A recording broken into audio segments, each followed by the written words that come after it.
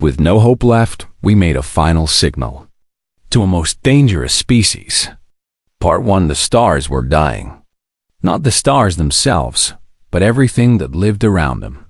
Admiral Yuna stood on the bridge of her flagship and watched another world burn on the screen in front of her dot. The Galactic Coalition had existed for 12,000 years. 17 different species from 17 different worlds had come together to build something beautiful. They shared their knowledge. They traded their goods. They protected each other from the dangers of the universe. Yuna had spent her whole life serving this great union. She believed it would last forever, but she was wrong. The devouring swarm came from the edge of the galaxy 18 months ago. No one knew where they came from. No one knew what they wanted. They did not talk. They did not negotiate. They simply arrived at a world, consumed everything living on it, and moved to the next one. They were like a disease made of metal and flesh. Billions of creatures working as one mind. They ate planets the way a fire eats wood. Nothing remained after they passed through. "Admiral," said Commander Taiho, walking up to stand beside her.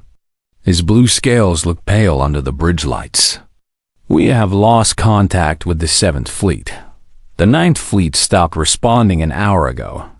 Yuna closed her 4 eyes. She had sent those fleets to protect the Veloci homeworld. Her homeworld.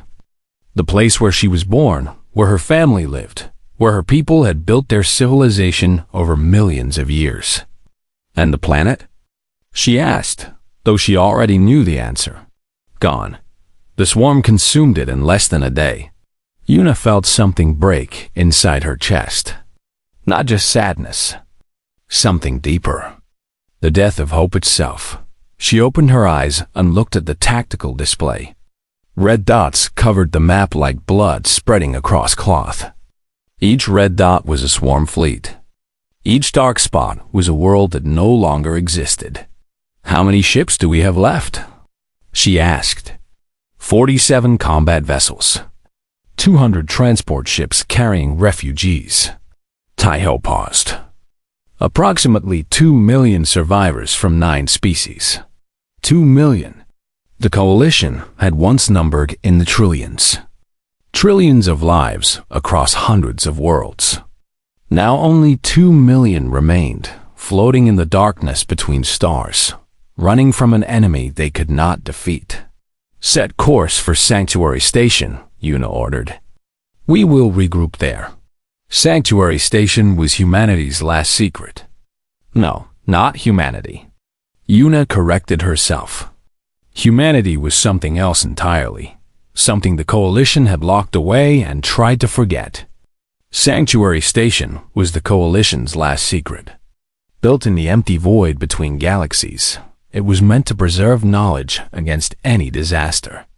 A library of everything the Coalition had learned. A seed bank of civilization itself. Now it would serve as their final hiding place. The fleet turned and began its long journey into the darkness. Behind them, the swarm continued its advance. It did not chase them. It did not chase them. It did not need to. It knew, as Yuna knew, that there was nowhere left to run. On the transport ships, refugees from a dozen worlds huddled together in cramped spaces. The Veloci with their 4 eyes and silver skin. The Kethrani with their long tendrils and ancient wisdom. The Methali, beings of living gas who flickered with emotions they could not hide. The Terrani, small and quick, once the best traders in the galaxy. All of them now homeless. All of them now dying. Yuna walked through the refugee sections whenever she could. She felt it was her duty. These people had trusted the Coalition to protect them. The Coalition had failed. She found a young Kethrani child sitting alone in a corner, her tendrils wrapped around herself in fear. "Where are your parents?" Yuna asked gently.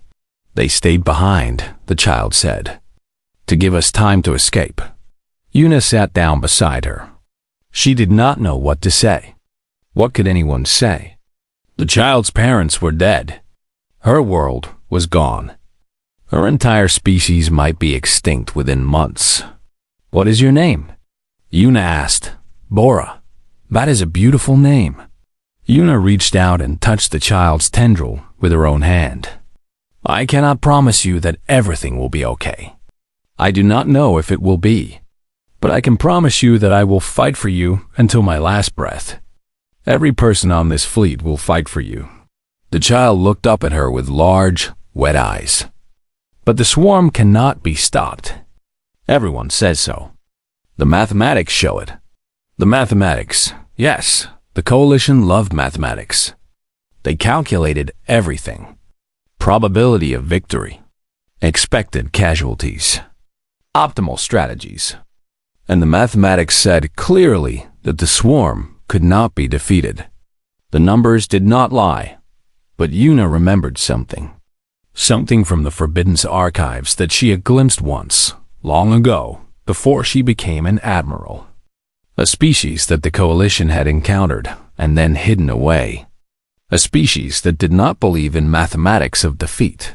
She pushed the thought away. That was madness. That species was quarantined for good reason. They were too dangerous, too unpredictable, too violent. Contacting them would be like inviting a fire into your home to fight a flood, and yet, the swarm could not be negotiated with. It could not be reasoned with. It simply destroyed everything in its path. The coalition had tried every peaceful solution. They had tried every military strategy. Nothing worked. Perhaps, Yuna thought, they needed something that also could not be reasoned with. Something that also simply refused to stop. She shook her head. Not yet. There had to be another way. 3 weeks later, the fleet arrived at Sanctuary Station. The massive structure floated in perfect darkness, so far from any star that the universe itself seemed empty around it. Yuna called a meeting of all surviving leaders. They gathered in the station's Great Hall, representatives from 9 species, all that remained of the greatest civilization the galaxy had ever known. "We have 3 months," Yuna told them. "Our scouts report that the swarm will find us in 3 months. We must decide what to do." The arguments began immediately. Some wanted to run farther, to leave the galaxy entirely. Some wanted to surrender and hope for mercy. Some wanted to fight one last battle and die with honor. None of them believed they could win. Yuna listened to all of them. And in her mind, the Forbidden's thought grew stronger. There was one option no one had mentioned. One species no one dared to name. The most dangerous species the coalition had ever encountered. Humans. With no hope left, we made a final signal. To a most dangerous species. Partuamare had been a scholar her entire life. As a Kethrani, she belonged to a species that valued knowledge above all else. Her people had served as the coalition's historians and record keepers for thousands of years. They preserved everything. Every discovery, every treaty, every war, every secret, especially the secrets. She worked in the deepest level of Sanctuary Station, in rooms that most people did not know existed. The archives here contained information that the Coalition Council had decided was too dangerous for the public to know. Failed experiments, terrible weapons, and records of species that had been erased from official history. Myre had been searching these Forbidden's files for days, looking for anything that might help against the swarm. So far, she had found nothing. "You are going to damage your eyes staring at screens like that," said a voice behind her. She turned to see Dr. Jinho, a Veloci scientist she had met during the evacuation. He was young for his species, with scales that still held their bright blue color. Most Veloci survivors had scales that had turned gray with stress and grief. "My eyes are fine," Myre replied. "It is my hope that is damaged." Jinho walked over and looked at her screen. "What are you searching for?" "Anything, everything. There must be something in these archives that can help us. Some weapon we forgot about. Some strategy we never tried. She waved her tendrils in frustration. The coalition existed for 12,000 years. We cannot have learned nothing in all that time. We learned many things, Jinho said sadly. We learned how to build great cities, how to travel between stars, how to live in peace with each other. We did not learn how to fight something that cannot be reasoned with. Myra stopped at a file she had never seen before. It was buried deep in the restricted sections, protected by 17 different security seals. The label simply said, Species 7741, Maximum Quarantine. What is this? She asked. Jinho looked at the file and his scales turned pale. That is a myth. A story that instructors tell students to scare them. It is not real. Everything in this archive is real. That is the point of an archive. Myri began working on the security seals. One by one, they opened under her authorization codes. You should not open that, Jinho warned. We are going to die in 3 months. What is the worst that can happen? The file opened. Myri began to read, and as she read, she felt a cold feeling spread through her body. 300 years ago, Coalition survey ships had discovered a species in a small, unremarkable part of the galaxy. A yellow star with 8 planets. The third planet from the star was home to a young civilization that had just begun to travel in space. They called themselves humans. The Coalition had contacted thousands of new species over the years. Most were peaceful. Most were happy to join the great union of civilizations. The standard procedure was simple. Send a diplomatic ship, establish communication. Explain the benefits of joining the Coalition. With humans. Something went wrong. The diplomatic ship arrived at a human colony world. The humans did not wait for explanations. They did not try to communicate. They assumed the strange ship in their sky was an invader, and they attacked immediately. The Coalition ship was destroyed. More ships were sent. A peacekeeping fleet of 200 vessels meant to establish order and begin proper diplomatic contact. The fleet was the most advanced in the sector. The humans had primitive technology, barely capable of traveling to their nearest planets. The battle should have lasted hours. It lasted 2 years. Myri read the combat reports with growing disbelief. The humans lost ship after ship, but they did not surrender. Instead, they learned. They studied the wreckage of Coalition vessels and built new weapons. They developed tactics that Coalition commanders had never seen before. They fought with a desperation and creativity that the mathematical models could not predict. When one human ship was destroyed, 3 more appeared. When a weapon stopped working, they invented a new one within days. They did not sleep. They did not rest. They simply fought and fought and fought. After 2 years, the Coalition finally established communication. The war had been a misunderstanding, they explained. The Coalition came in peace. They wanted to be friends. The humans accepted the peace. But the damage was done. The Coalition Council reviewed the records of the conflict and became afraid. Not of what the humans had done, but of what they could become. Here was a species that had nearly defeated a superior force through pure will and adaptation. Here was a species that did not calculate odds of defeat. Here was a species that, when faced with impossible situations, simply refused to acknowledge that they were impossible. The vote was unanimous. Quarantine. All records sealed. All contact forbidden. The entire region of space around human territory was marked as restricted. Ships were not allowed to enter. Messages were not allowed to pass. The humans were locked away and forgotten. This is insane, Jinho said when Myri finished reading. You are not seriously considering what I think you are considering. What am I considering? Contacting them. Asking them for help. Myri turned to face him. The swarm does not negotiate. It does not surrender. It destroys everything in its path without stopping, without mercy, without reason. In 12,000 years, the Coalition has never faced an enemy like this. We have no strategy against an enemy that simply refuses to stop.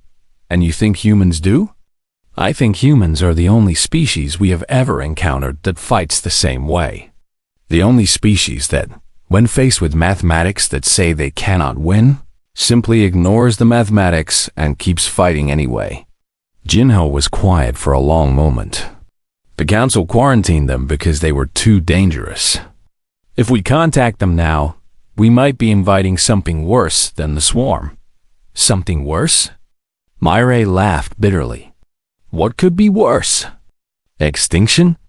We are already facing extinction. At least with humans, there's a chance. A small, terrifying, completely irrational chance. But a chance. She began copying the files. I am going to show this to Admiral Yuna. She will decide what to do. And if she decides to contact them? Myre looked at Jinho with eyes that held both fear and hope. Then we pray that the stories about humans are true. All of them. Because if even half of what this file says is accurate, then humans are exactly what we need. She paused at the door. They fought the Coalition for 2 years with primitive technology and won through sheer refusal to lose. Imagine what they could do after 300 years of development. Imagine what they could do if they were on our side. Jinho watched her go. Then he looked back at the screen, at the images of human soldiers fighting against impossible odds, at the reports of human scientists inventing weapons in the middle of battle, at the psychological assessments that simply said, this species does not accept defeat as a possible outcome. For the first time in months, he felt something other than despair. He felt afraid, that beneath the fear, buried deep, there was something else. Hope. With no hope left, we made a final signal. To a most dangerous species. Part 3. Admiral Yuna read the files 3 times before she believed them. Then she read them again. She sat alone in her quarters, the holographic documents floating around her like ghosts of a past the Coalition had tried to bury. 300 years ago, her predecessors had made a decision born of fear. They had locked away an entire species because they were too dangerous, too unpredictable, too alive with something the Coalition did not understand. Now, Yuna had to decide whether to undo that decision. The council meeting was chaos. Representatives from all surviving species gathered in the Great Hall, their voices rising over each other as the proposal was explained.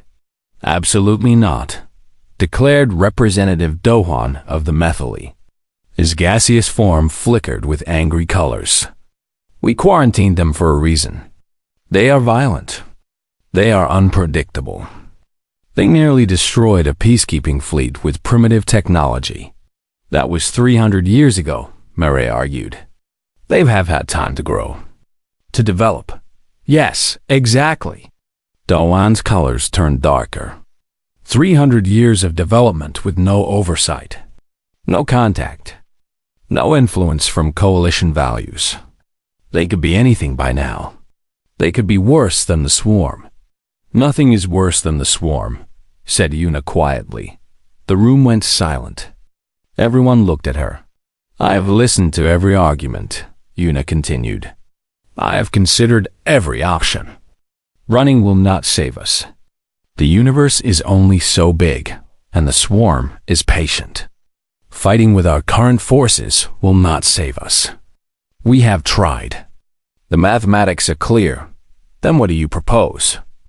Asked Elder Wanjin of the Tyranny, his small body trembling with age and fear. I propose we send a signal to humanity. We tell them what is happening. We ask for their help. And we accept whatever answer they give. And if they decide to destroy us instead of helping us? Yuna smiled sadly.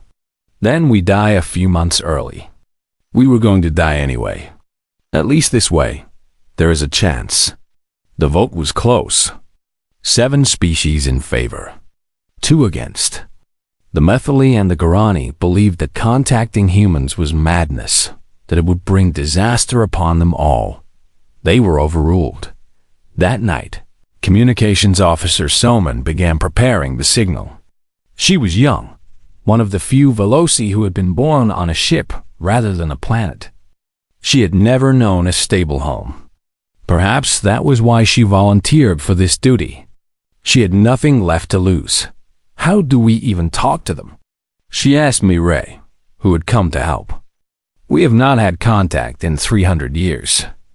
We do not know their current languages or communication methods. We start with mathematics, Mireille explained. Numbers are universal. We send them prime numbers, geometric proofs, things that prove we are intelligent.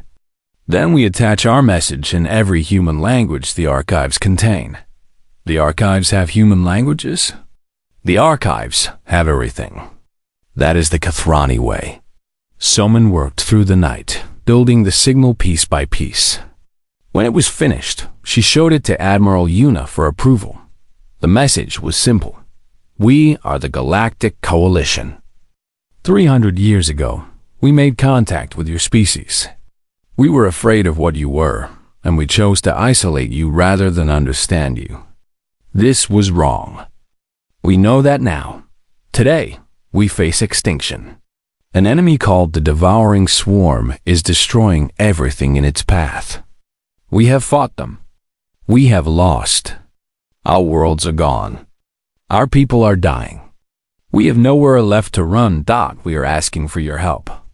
Not because we deserve it. Not because we have earned it. We are asking because you are the only species we have ever encountered that might be able to fight something like the Swarm. We do not know if you will answer. We do not know if you will help.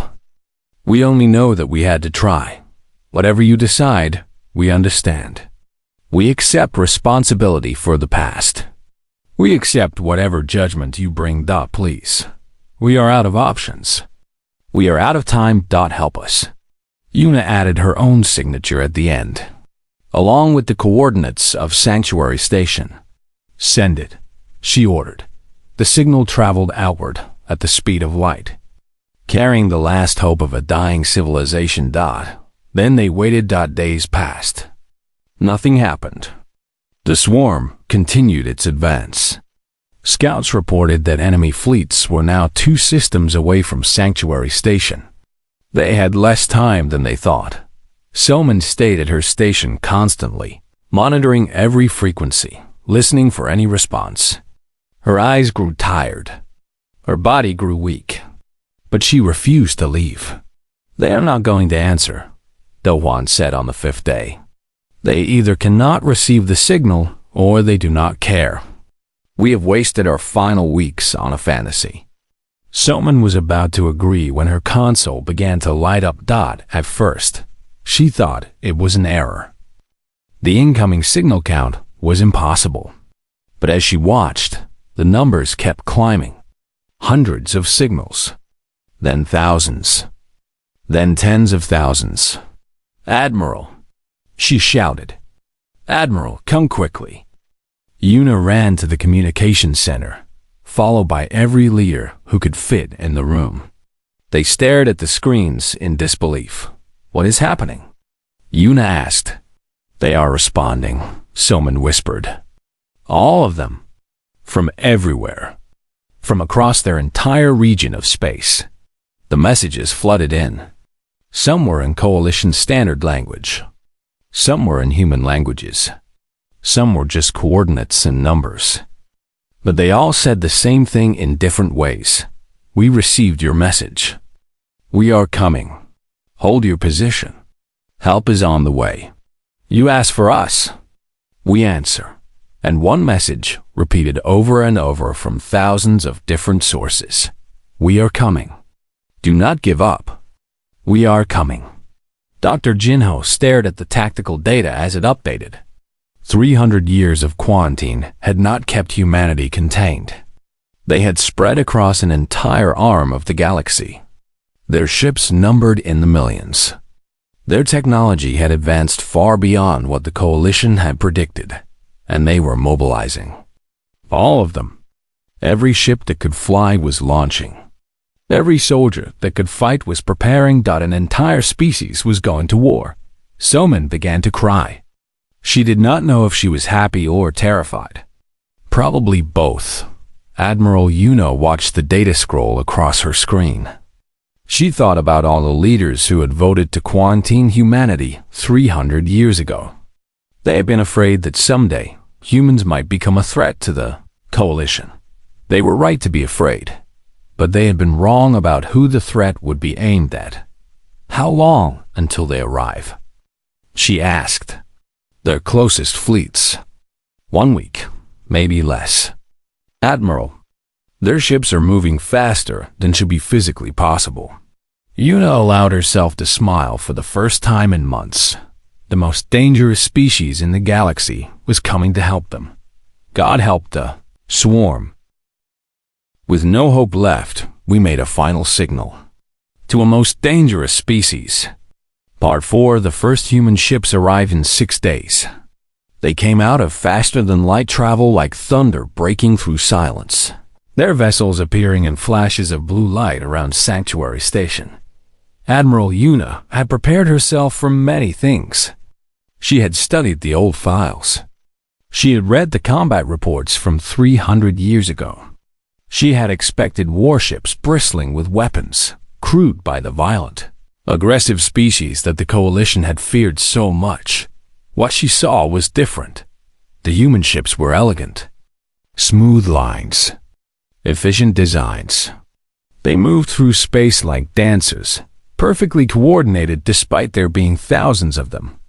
And when the first shuttle landed in the station's docking bay, the humans who emerged were not the monsters she had expected. They were small. Smaller than most coalition species. They had soft skin with no scales, no shells, no natural armor.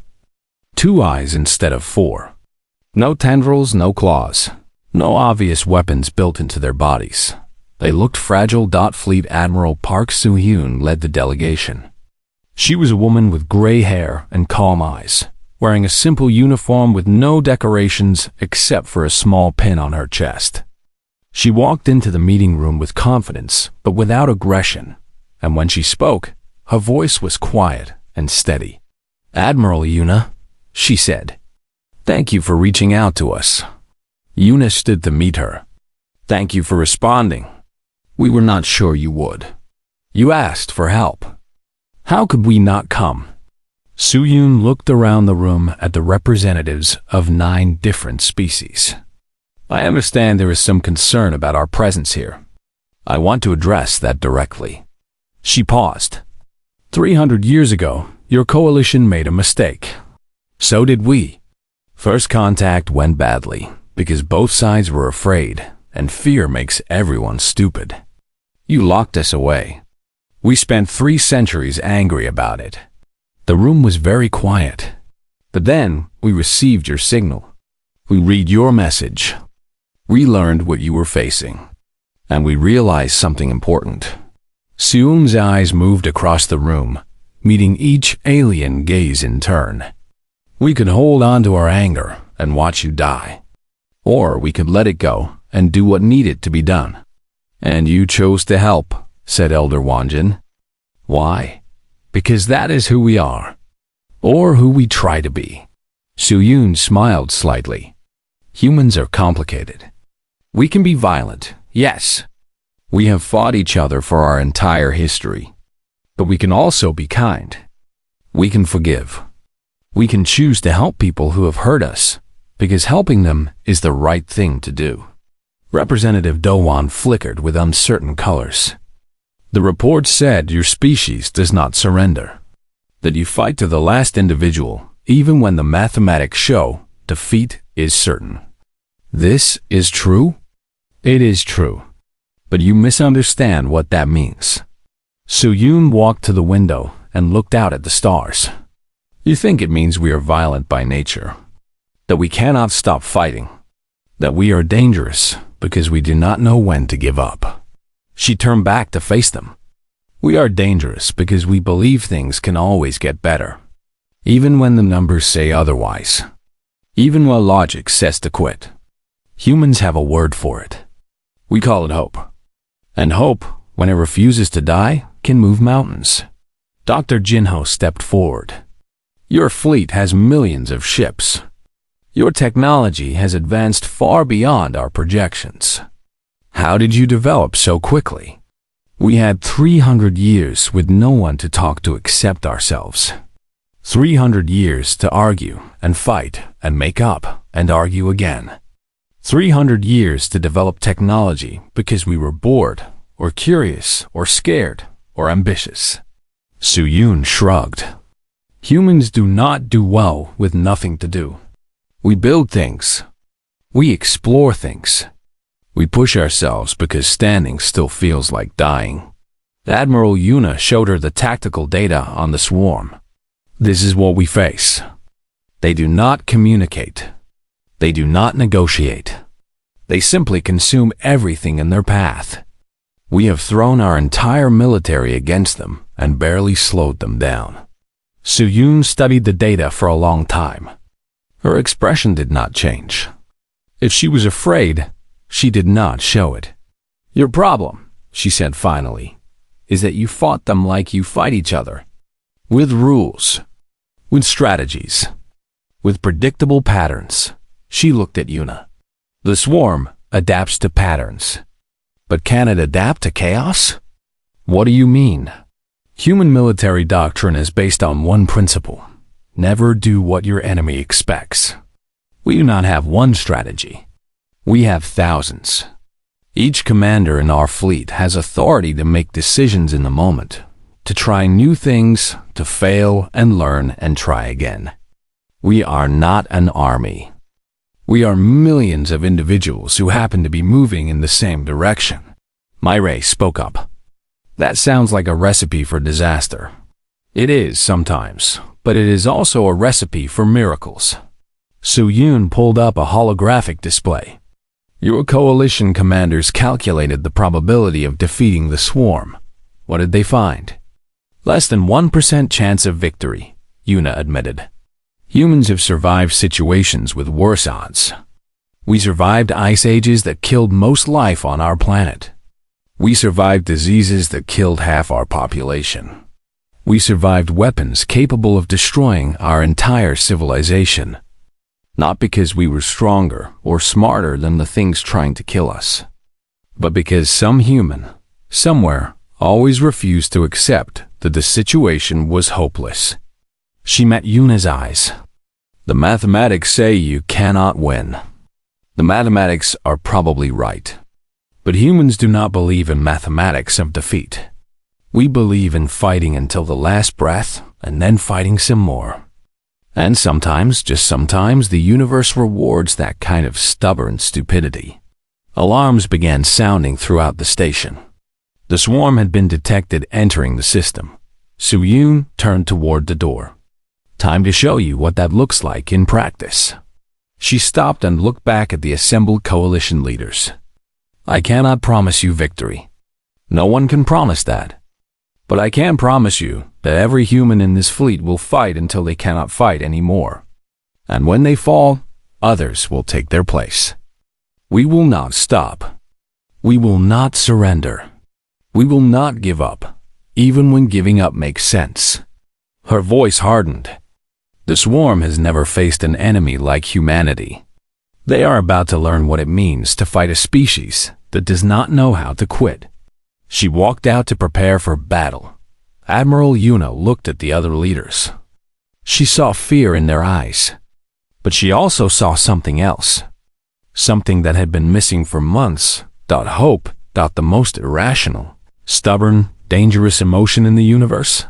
The humans had brought it back. With no hope left, we made a final signal. To a most dangerous species. Part 5. The Battle of Sanctuary Station lasted 23 days. In those 23 days, the universe changed forever. Admiral Yuna had seen war before. The coalition had fought small conflicts over the centuries, brief disagreements that were quickly resolved through diplomacy. She thought she understood combat. She was wrong. Humans did not fight like any species she had ever seen. They did not form neat lines. They did not follow predictable patterns. They attacked from every direction at once, each ship doing something different, each commander making decisions that seemed random until suddenly they were not random at all. The swarm tried to adapt. It always adapted. That was how it had conquered the coalition. It studied its enemies, learned their patterns, and developed perfect counters. But humans had no patterns. On the third day of battle, Captain Yunji flew her damaged cruiser directly into a swarm command cluster. Her weapons were destroyed. Her engines were failing. Any rational commander would have retreated. Instead, she accelerated. The explosion took out 7 swarm vessels. When rescue teams searched the wreckage, they found no survivors. They also found that Yunji had recorded a message in her final moments. She was laughing. "Tell my family I love them," she said. "And tell the swarm that humans send their regards." On the 7th day, Commander Hyunwoo led a ground assault against a swarm processing node. The swarm had landed on a small moon near the station, building a base to coordinate their attacks. Coalition tacticians said the base was impossible to destroy. The defenses were too strong. The enemy numbers were too great. Hyunwoo and his soldiers landed anyway. They fought with weapons when weapons worked, and with their hands when weapons failed. They used explosives made from engine parts and fuel cells. They turned the enemy's own technology against it. They did not stop advancing, even as their numbers fell from thousands to hundreds to dozens. The processing node was destroyed. 12 humans survived. Yuna asked Hyunwoo afterward how he had kept fighting when victory seemed impossible. "Victory was not the point," he replied. "The point was making them pay for every inch. The point was showing them that some things are not worth the cost. Even if we all died, the swarm would remember. They would know that humans do not go quietly." By the 14th day, the swarm had learned something new: fear. They had never known fear before. They were a hive mind, millions of creatures sharing one purpose, one will. Individual loss meant nothing to them. But humans were not attacking individuals. They were attacking the mind itself. Human scientists worked alongside Kethrani scholars in the station's laboratories. Mireille watched them with amazement. They did not wait for complete data. They did not run full simulations. They had ideas, built prototypes, and tested them in actual combat within hours. Many ideas failed. Many humans died because of failed experiments. But some ideas worked, and each success brought new understanding. The swarm has a central intelligence, a human scientist named Geo announced on the 17th day. A massive biological computer hidden in a pocket dimension. All the individual creatures are connected to it. If we destroy the central intelligence, the entire swarm dies. How do we reach it? Yuna asked. The pocket dimension has only one entrance. It is heavily defended. The probability of a successful assault is... Geo checked her calculations. Effectively 0. Fleet Admiral Su-Yoon nodded. Then that is where we go. The assault force was entirely volunteer. 12,000 ships. 2 million humans. They knew they were not coming back. Yuna tried to stop them. "This is suicide," she said. "You cannot throw away 2 million lives on an impossible mission." Su-Yoon looked at her with calm eyes. "We are not throwing them away. We are investing them. If we succeed, the swarm dies and your people live. The mathematics are simple. 2 million lives for 2 million refugees? That is not a fair trade. It is not about the numbers." Su-Yoon put her hand on Yuna's shoulder. "When we received your signal, we could have ignored it. We could have stayed safe in our own space and let the swarm consume you. No one would have blamed us. You quarantined us for 300 years. We had every reason to turn away, but you did not. No, because that is not who we want to be. Humans have done terrible things throughout our history. We have also done beautiful things. Every generation chooses which path to follow. This generation chooses to help." She smiled. "Besides, you asked for help. You reached out across 300 years of silence and said please. How could we say no?" The assault force launched on the 19th day. Yuna watched them go from the station's observation deck. 12,000 ships flying towards certain death. Suine's final transmission came 4 hours later. Her voice was steady, almost peaceful. "To our new allies in the coalition, we came because you asked. We fought because it was right.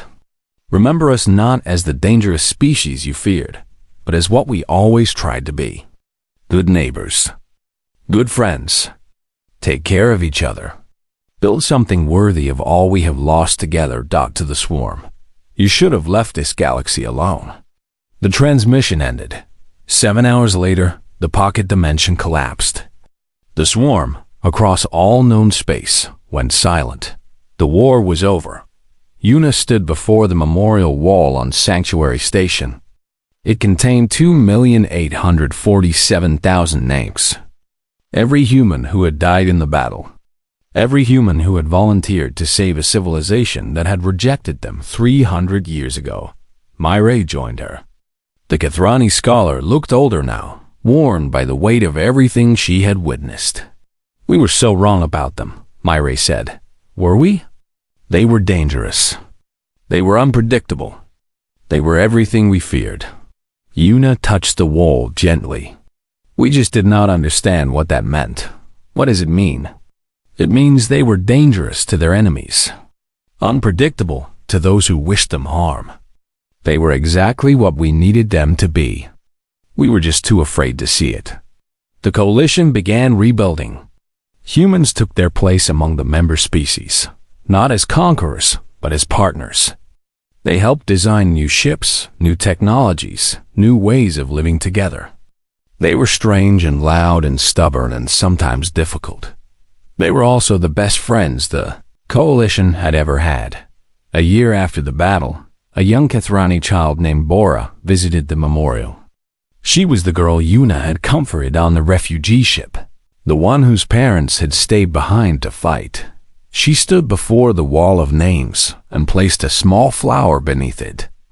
Then she looked up at the human words carved above the names. The words were simple. They were the last thing Fleet Admiral Sehun had said before the final assault. No one who asks for help should stand alone. Bora did not understand everything that had happened. She did not understand why the humans had come, or why they had fought, or why so many had died for people they had never met. But she understood the words on the wall. She understood that when her people had been alone and afraid, someone had answered. That was enough. The stars were no longer dying. Life continued. Civilizations rebuilt. And somewhere in the great darkness of space, the children of those who had survived told stories about the species that had saved them. They called them humans, the most dangerous friends in the universe.